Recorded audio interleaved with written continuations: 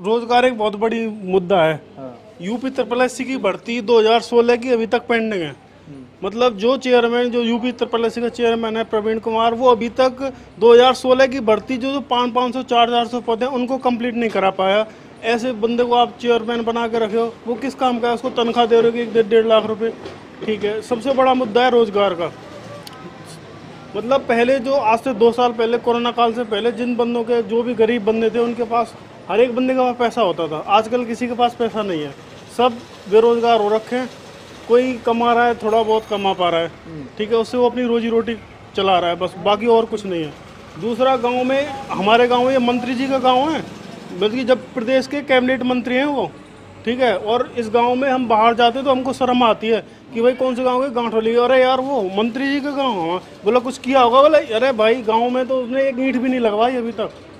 ऐसा तो हमारे गांव का मंत्री जी है, ठीक है, कुछ भी नहीं किया, खाली एक बिजली की सुविधा जरूर अच्छी है, उसमें तो जो है वो कहना पड़ेगा, बाकी और कोई भी सुविधा गांव के लिए कुछ भी नहीं। अरे मंत्री तो बिजली के, पर एक क्षेत्र भी तो होता है जिस गांव में वो, इनका पैतृक गांव है जिसमें वो पैदा हुए हैं, उनके लिए तो कुछ करना चाहिए।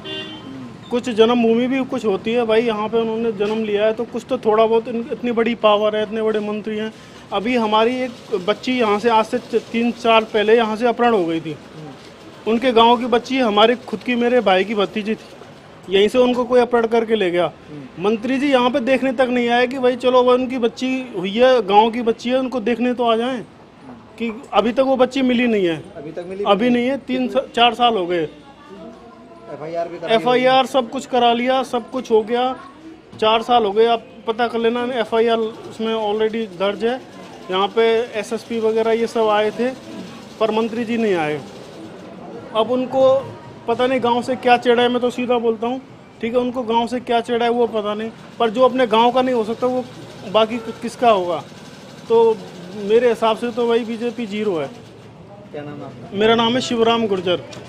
हाँ, मैं एक्स इंडियन आर्मी से रिटायर्ड हूँ, ठीक है, और भर्तियों का तो आपको पता ही है, जो 2016 की भर्ती अभी तक पेंडिंग पड़ी है, तो वो क्या करेंगे? रोजगार का नाम खाली जुमला है। अब क्या तैयारी कर रहे हैं आप? मैं एग्जाम तैयारी कर रहे हैं? मैं अभी UPSI की कर रहा हूँ। UPSI? हाँ, बट ये जब है कि ये भर्ती टाइम पे कंप्लीट करा दें। अभी एक जूनियर स्टैंड की जो, आप मतलब काफ़ी जल्दी, मतलब हाँ, मैं 16 साल में भर्ती हो गया था, 17 साल नौकरी करी, तो 35 साल में आ गया घर। 35 साल बाद? हाँ, अब दूसरी तैयारी कर रहे हैं? हाँ, दूसरी तैयारी कर रहा हूँ, पर ये है कि भैया 0 है, BJP 0 है, जबकि मैं कट्टर BJP समर्थक हूँ, ऐसी बात नहीं, मैं कट्टर BJP का हूँ, लेकिन उनकी जो अभी जो हिसाब है उनका, जो हमारे मंत्री जी का हिसाब है, या बाकी जो जुमलेबाजी है, उससे बहुत पूरी जनता नाराज है। जनता नाराज है? बिल्कुल। जनता क्या नाराजगी? जनता की नाराजगी एक तो है रोजगार, सबसे बड़ा रोजगार का है। ये वादे तो करते हैं कि भाई हम इतने करोड़ रोजगार देंगे, लेकिन खोदा पहाड़ निकली चाहिए, बस 0, कुछ नहीं है। भर्ती निकाल भी दी, आज से 2016 कब, कितने साल हो गए, 2021 चल रहा है, अभी तक भर्तियां पेंडिंग पड़ी हुई हैं, उनका एग्जाम तक कंडक्ट नहीं हुआ है।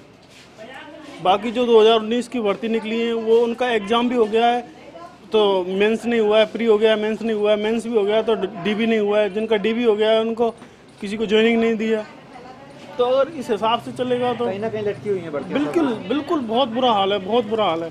अभी गांव में, इतना बड़ा गांव है, करीब करीब यहाँ पे हमारे गांव में 4 से 5 हज़ार की वोटिंग होगी, और 8 तक स्कूल है, बस मात्र 8 तक स्कूल है, उसमें भी मुश्किल से 10-15 बच्चे पढ़ते होंगे पूरे गांव। टीचर आते हैं उसमें? टीचर तो आते हैं, वो तो गवर्नमेंट, अब आते हैं टीचर तो, पर बच्चे नहीं पढ़ते, पढ़ाई नहीं है, तो फिर। और हॉस्पिटल है आपके गांव में? नहीं, हॉस्पिटल नहीं है। हॉस्पिटल नहीं है? हॉस्पिटल है नहीं। बाकी गांव में देखो, आप देख रहे हो, रोडों का पानी भरा हुआ है चारों तरफ, सफाई की कोई व्यवस्था है नहीं कैसी भी।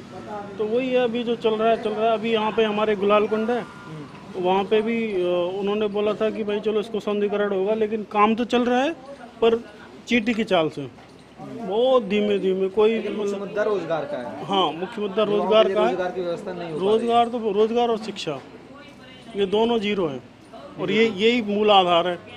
जब भाई जनता के पास रोजगार ही नहीं होगा तो वो खाएगी क्या? शिक्षित नहीं होगी तो आगे बढ़ेगी कैसे?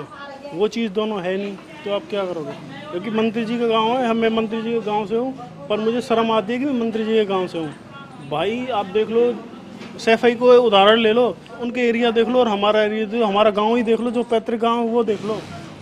इतना बुरा हाल जब मंत्री जी के गांव का हो सकता है, तो आप विकास का अंदाजा यहीं से लगा सकते हो कि प्रदेश में कैसा किस प्रकार का विकास हुआ होगा। विकास हुआ है, चुनिंदा जगह पर विकास हुआ है, बस वही है जहाँ पे इनका गढ़ है वहाँ विकास है। गढ़ तो ये भी है, उनका गांव है, लेकिन यहाँ उनकी तरफ ध्यान ही नहीं है किसी का। इलेक्शन से पहले जो मुद्दे होते हैं वो उसमें मोदी जी का इफेक्ट रहेगा या फिर रोजगार का इफेक्ट रहेगा? देखो, मोदी जी का फैक्ट जो होना था वो हो लिया। कहते हैं ना कि बार बार चौबन्नी नहीं चलती, सीधी सी बात है। जब आप रोजगार ही नहीं दोगे, बार बार वादे पे वादे करते कैसे चली चवन्नी का मतलब उन्होंने जुमले किए कि ये करेंगे वो करेंगे, वो चीज़ कोई ग्राउंड पे इम्प्लीमेंट हुआ नहीं।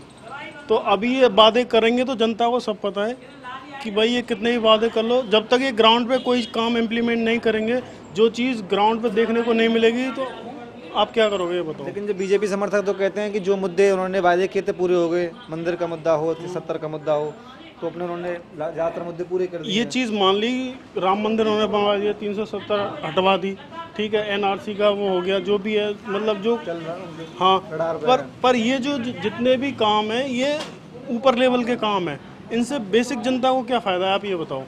धारा 370 से ठीक है सैनिकों को फ़ायदा है, बाकी उनसे परिवारों को फ़ायदा है, बाकी लोगों को फ़ायदा है, कश्मीरी पंडितों को फ़ायदा है, बट जो यहाँ की जो यूपी की जनता है, जो लोकल जनता है, जो गरीब जनता है, जिसके पास रोज़गार नहीं है, उसको क्या फ़ायदा है 370 से।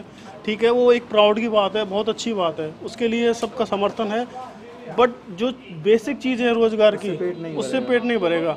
आप राम मंदिर बनवा दोगे, ठीक है, अयोध्या के जो सीमित क्षेत्र है उसका विकास हो जाएगा, हिंदू जन भावना का कद्र किया उन्होंने, लेकिन जो बात वही आ जाती है कि जब जनता के पास खाने को नहीं होगा, जनता क्या करेगी? तो दर्शन करने भी कौन जाएगा?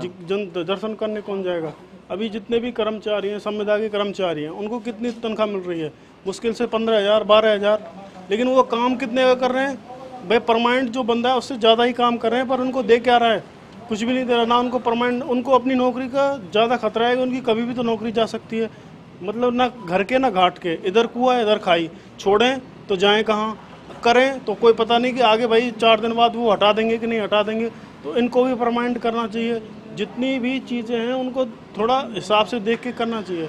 ठीक है, पैसे कम दो, कम से कम 20-22 हज़ार तो दो, और इनको श्योरिटी होनी चाहिए कि भाई कम से कम 50 साल 60 साल उनका एग्रीमेंट होना चाहिए, इतने दिन तो कम से कम वो नौकरी करेंगे। ठीक है, तनख्वाह 12,000 की जगह उनको एक डेली का जो मिनिमम है, मान लो कि उनको 20-22 हज़ार तो कम से कम होनी चाहिए, और एक उनको श्योरिटी होनी चाहिए कि कम से कम वो 50 साल 60 साल जो भी उनकी डेट ऑफ रिटायरमेंट है वो फिक्स होनी चाहिए।